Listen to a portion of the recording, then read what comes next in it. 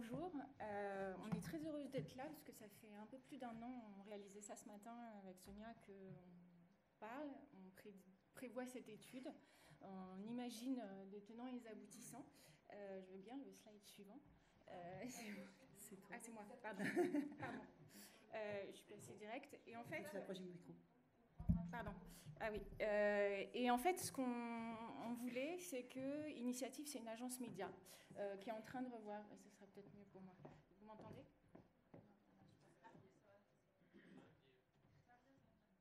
Voilà. C'est mieux? Ouais. Et du coup, Initiative est en train depuis un an de se repositionner sur le marché français, mais aussi le marché global. On a souhaité, du moins au niveau global, Initiative a souhaité se repositionner sur les cultures, parce que la compréhension des cultures, tout simplement, est un levier énorme pour accompagner nos clients, mais aussi nos prospects, parce que c'est un métier un peu bizarre, l'agence, c'est que on est à la fois des clients et en perpétuelle conquête de nouveaux clients. Et en fait, c'était un double positionnement, à la fois positionner l'agence sur le marché, mais aussi que ça serve également l'ensemble de nos clients. Aujourd'hui, on s'occupe d'Amazon, de Lego, de Carlsberg et bien d'autres. Et l'objectif était vraiment à la fois d'améliorer, de positionner Initiative et d'apporter une vraie connaissance des cultures. Et du coup, à la fois donc différencier l'agence qui a choisi un positionnement qui est la Cultural Velocity. Je vais tout de suite y revenir parce que l'anglicisme n'est pas du tout facile à traduire. La disposer d'une compréhension unique des cultures et subcultures et, comme le disait juste avant, offrir un GPS culturel à nos clients et leur permettre de s'approprier ces subcultures et leur permettre ainsi d'accroître la pertinence de leur campagne, de leur positionnement au sein de la société française. Et en fait, ce que je vous disais, la Cultural Velocity n'est rien d'autre qu'en fin de compte la vitesse à laquelle une marque identifie des signaux culturels d'un groupe et navigue au sein de ces cultures.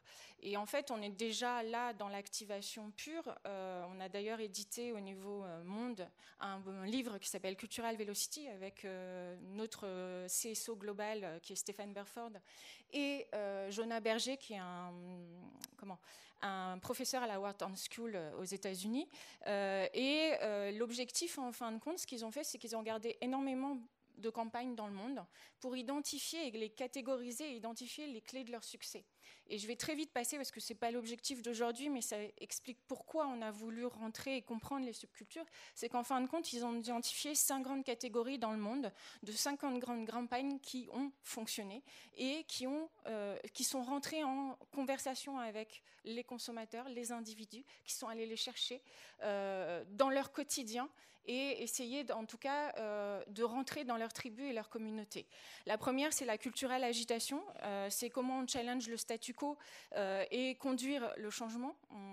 On a pris là, et il y en a bien d'autres, et c'est une catégorie qui est en train de se développer, qui demande aux marques de prendre des risques. On a pris Nike et la fameuse campagne Dream Crazy à l'occasion des 30 ans de Just Do It, qui a fait énormément de bruit aux États-Unis, mais partout dans le monde également, et qui a vraiment poussé les consommateurs et les individus à prendre position par rapport à la situation qu'avait connue Colin Kaepernick de se faire bannir, en fin de compte, de la NFL pour s'être agenouillé pendant l'anthem national et du coup de soutenir ce sportif a émis énormément de signaux. On peut penser qu'ils ont pris beaucoup de risques. Ils ont pris des risques parce qu'ils ont assumé le bad buzz énorme qui a pu générer cette campagne, notamment auprès de certaines typologies d'Américains. Et en même temps, ils savaient très bien que la cible des plus jeunes allait être derrière eux et les soutenir, et c'était leur cible. Et cette campagne s'est soldée par énormément de ventes derrière, donc c'était une belle réussite, même si derrière, oui, il a fallu prendre des risques. Et prendre des risques pour un client n'est jamais simple. La deuxième, et je vais passer beaucoup plus vite, la cultural collision, c'est associer 2 éléments inattendus pour générer de la surprise et capter l'attention. C'est tout simplement ce qu'on voit énormément dans la mode. Souvent, on s'associe 2 marques très différentes de l'autre. Celle qu'on avait retenue ici, c'est une fintech qui s'appelle Klarna, une fintech scandinave, et qui a fait appel à Snoop Dogg pour sa campagne, et d'une manière très forte. Je vous inviterai à aller la voir parce qu'elle est extrêmement drôle et extrêmement poussée dans comment je m'accapare en fin de compte une culture qui n'est pas du tout la mienne au départ, mais dans laquelle j'ai la légitimité, bien entendu, d'aller chercher cette communauté. La cultural proximity, en fin de compte, celle-là, on en a parlé beaucoup de la data, à quoi elle peut nous servir. Et Spotify, vous connaissez certainement toute cette campagne qui existe depuis 5 ou 6 ans avec You're in Music, qu'ils ont fait évoluer au fur et à mesure des années. Mais la première version, c'est bien par rapport à leur connaissance consommateurs de ce qui est écouté dans certains quartiers, qui leur a permis de faire des campagnes hyper pointues et hyper calées au niveau de quartiers, notamment cette campagne au sein de Williamsburg, quartier hipster de New York, et auquel, en fin de compte, ils s'étaient rendus compte que Justin Bieber faisait un tabac.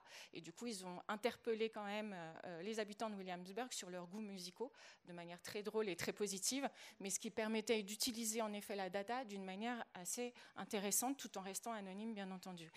Cultural Spotlight, c'est comment aborder un problème important qui ne suscite pas nécessairement d'attention, mais qui permet de qu'on peut remettre au premier plan, et là, quand la marque se l'approprie, peut le remettre de manière au premier plan. On a pris là Lacoste, mais il y en a beaucoup dans cette catégorie, qui est Lacoste avec sa campagne Save Our Species, que vous avez sans doute toutes vu, le changement du logo Lacoste pour mettre des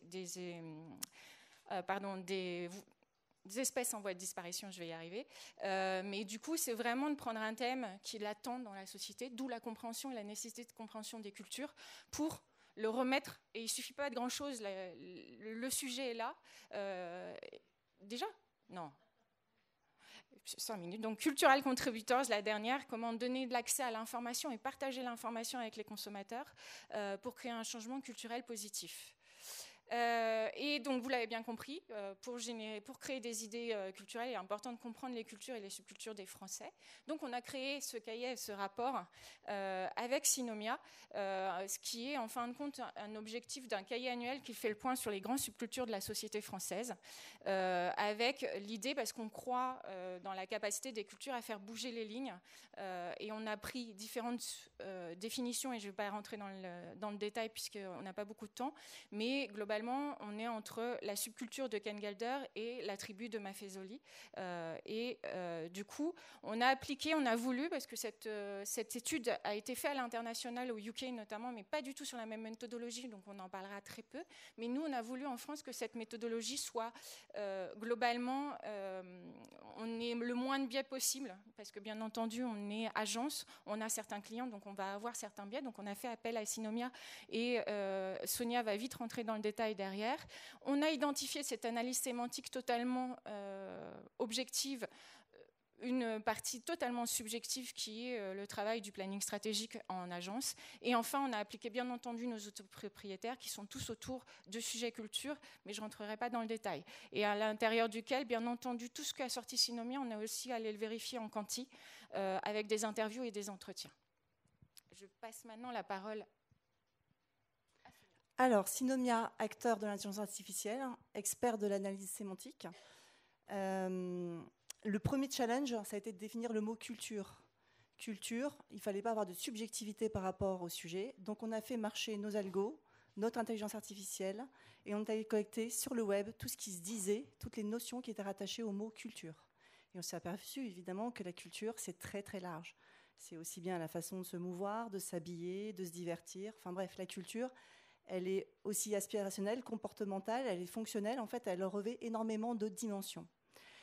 Donc, on a défini le mot culture et on a défini un champ sémantique. Et ensuite, on est allé chercher uniquement ce que disaient les médias experts, c'est-à-dire les médias référents sur la question de la tendance, du décryptage des cultures.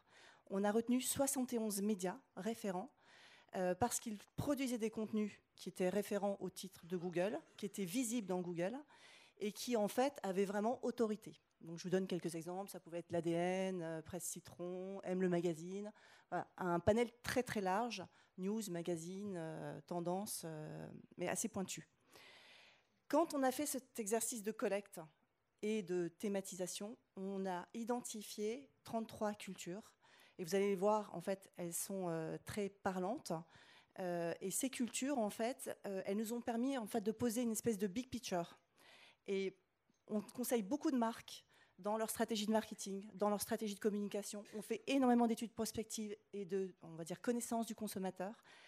Nous, Synomia, on avait décrypté beaucoup de choses de façon un peu verticale, parce qu'au fur et à mesure que les secteurs nous missionnaient, on décryptait des choses vraiment qui étaient communes, transversales. Et là, avec l'étude que Initiative a missionnée pour cette étude des cultures en France, c'est comme si, en fait, cette liaison, elle était vraiment apparue au grand jour, tous secteurs confondus. Donc, je vais vous la montrer. En fait, elle arrive juste derrière. Voilà. Donc, ça, c'est la cartographie, en fait, de tous les signaux culturels en France qu'on a collectés et qu'on a projetés après les avoir vraiment identifiés dans les médias référents sur le grand web. Et on a vu que ça répondait à 85%, 90%. Donc, ce qu'on vous montre là, c'est vraiment le décryptage aujourd'hui de la société française et des grandes aspirations. Et évidemment, on retrouve des choses extrêmement centrales autour notamment de toute la partie durabilité écologie, ce gros point violet là que vous voyez et qui connecte tous les secteurs de la vie finalement de chacun aujourd'hui, pas uniquement en tant que consommateur mais également en tant qu'aspiration. Vous voyez par exemple de gros sujets autour de la souffrance animale, autour évidemment de la préservation des ressources. Et tout ça est connecté à la mobilité, à la façon de se nourrir, à la façon de se vêtir, à la façon de se maquiller. Bref, tous les compartiments de notre vie sont totalement irrigués par ça. Donc aujourd'hui, à l'ère où beaucoup de marques se posent la question du brand purpose, évidemment, ça nourrit totalement le fait que ça doit dépasser évidemment le discours et la communication, mais totalement imprégner finalement la proposition de valeur que les marques font aujourd'hui pour améliorer la vie des gens, améliorer la vie de la société en général. Voilà. Donc là, je repasse la parole à Françoise, qui s'est totalement appropriée en fait cette culture en France pour pouvoir faire des cibles cette fois-ci. Et en fait, déjà, on doit dire qu'on a été surpris de rien trouver sur les gilets jaunes. Et ça peut être toute étude a un biais, et on est là aussi pour s'en parler. Mais c'est vrai que du coup, Synomia a refouillé. Mais pourquoi il n'y a pas de gilets jaunes ? On était en plein gilet jaune depuis 6-8 mois, et on s'attendait vraiment à avoir cette culture-là ressortir d'une façon ou d'une autre. En fin de compte, non, parce que le temps média et le temps d'analyse des médias qui ont été analysés fait qu'il n'y avait pas d'analyse de recul par rapport réel, par rapport au mouvement des Gilets jaunes. Le premier recul est arrivé à partir de septembre-octobre, avec des analyses sociologiques et des analyses anthropologiques, ou pendant l'été. Mais le terrain a été fait courant mars-avril, donc pas assez de temps pour avoir ce culture. Il n'empêche que quand on a commencé à analyser et à fouiller de manière un peu plus approfondie, on s'est rendu compte que des notions d'anticonsumérisme, et notamment ce point central qui est la durabilité, étaient vraiment centrales et prenaient une place énorme. Vous le voyez, on a dessiné une bulle autour de l'ensemble des cultures qui pourraient, en effet, et qui sont, après analyse, sur un sujet anticonsumérisme. Une deuxième qui permet en fin de compte comment je reprends le contrôle de ma vie, cette technologie qui est le deuxième point fort de la carte sur la gauche. Du coup, cette technologie, elle me sert à quoi ? Pourquoi je l'utilise ? Et jusqu'à quel niveau ? La notion de privacy est là, et c'est très intéressant de savoir que, comment on va le gérer, comment chacun va pouvoir mettre une limite. Et enfin, la troisième, l'hipsterisme, que c'est un jeu de mots, puisque le hipster est mort, mais globalement, l'hipsterisme, en fin de compte, et tous ces sujets, un peu le sujet du livre de No Fake de Jean-Laurent Casselli, qui est paru à la même période que cette étude, et qui dit juste à la recherche de tant d'authenticité que globalement on est en train de produire de l'authenticité qui n'a jamais existé, notamment se dire que trouver un routier en plein Paris, non, le restaurant routier n'a jamais été en plein Paris, mais on en est jusque-là, jusqu'à recherche d'authenticité. En fin de compte, on est arrivé à identifier ces 10 grandes subcultures. Je ne vais pas rentrer dans le détail du coup, mais voilà, elles sont là, énormément autour de l'écologie, la durabilité. Et ce qu'on a fait, en fin de compte, je repasse la parole.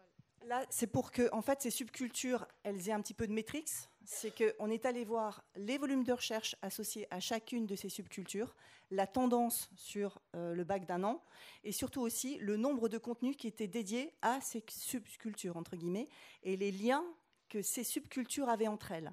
Donc plus, évidemment, une culture avait de liens avec d'autres cultures, plus elle était forte, profonde, plus elle était vraiment dans une création de dynamique, et plus elle était faible, plus elle pouvait être signal faible, signal émergent, on va dire. Et enfin, juste pour terminer, comment on l'a activé derrière cette étude? Globalement, c'était une vraie compréhension des études. On a pu faire fonctionner l'ensemble des outils, puisque l'ensemble de nos outils fonctionnent aussi sur des quantis. Donc, on est allé les repérer dans un quanti de plus de 3000 interviews, qui nous a permis de faire tourner les outils, notamment des outils comme Recode, qui sont basés sur des théories sociologiques, qui est celle de Schwartz, en l'occurrence, sur les valeurs universelles, et qui dit simplement une chose, c'est qu'il y a 9 valeurs universelles dans le monde, qu'on les partage tous, mais qu'on ne les classe pas de la même façon. Et du coup, cet outil nous permettait de rentrer encore plus dans le détail de chacune des cultures et de bien comprendre par quelles motivations ils étaient attirés, d'identifier bien entendu les touchpoints, puisque c'est notre métier, et d'améliorer notre compréhension des touchpoints pour nos clients et d'aller chercher vraiment les bons. Le ciblage des cultures en programmatique, en SEO, en SIA ou en SEO bien entendu. Aussi d'identifier les bons partenaires médias, puisqu'on sait quels sont les médias qui ont parlé de cette thématique. On a l'ensemble de la data fournie par Synomia. Et enfin, décoder aussi des subcultures par industrie et d'aller de manière beaucoup plus profonde dans certaines industries. On vous a mis un exemple juste derrière qui est le luxe. On ne rentrera pas dans le détail parce qu'on n'a pas encore communiqué dessus et on ne l'a pas sorti. Mais globalement, ce qu'on a simplement fait, c'est pris la carte précédemment, réinjecter de la data sur le luxe et retrouver de nouvelles subcultures qui, bien entendu, vont tourner autour de ces grands 2 points, mais les points vont changer un tout petit peu, qui sont la durabilité et la technologie, mais on le voit là, c'est plutôt l'écologie reste centrale, mais avec un côté immersif de l'expérience, bien entendu, clé pour le luxe. Voilà. Merci beaucoup, merci Françoise, merci Sonia.